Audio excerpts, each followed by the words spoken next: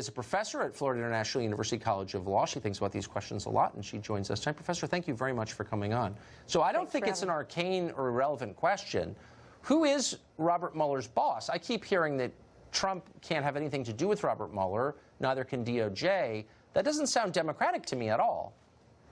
Yeah, he's kind of a strange constitutional chimera, if you will. I don't know who his boss is. In theory, he's an employee or an officer, more specifically, within the Department of Justice, and he would be accountable to the Attorney General, who is in turn accountable to the President. However, what they've done is they've disabled that accountability by not only obtaining Jeff Sessions' recusal, but by now suggesting that the acting Attorney General, Mr. Whitaker, can't exercise supervision, because if he does, it'll be shutting down a legitimate investigation and obstruction of justice.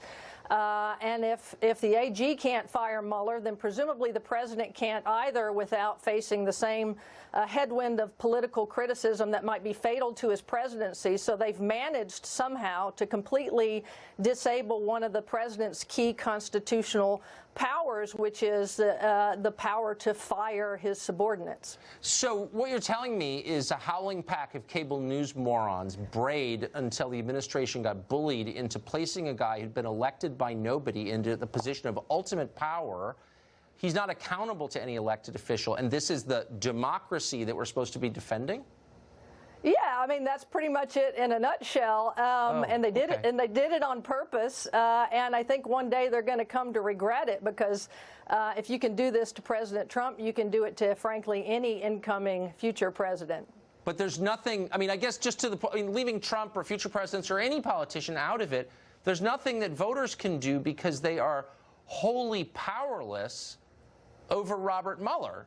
So isn't that like the opposite of the system that we're supposed to be living under? Yeah, I mean, you know, he's kind of a fourth branch of government unto himself, because, you know, he has actual what's called entrenchment via regulation, which means he can't be fired except for quote-unquote good cause.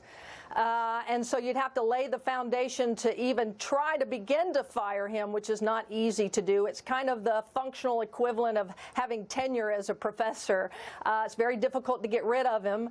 And if you do dare to try to fire him, if Trump did it, or if Whitaker or a future Attorney General tried to do it, you could be sure that there would be investigation after investigation after investigation and cries of obstruction of justice. So there'd be a very high political price to pay.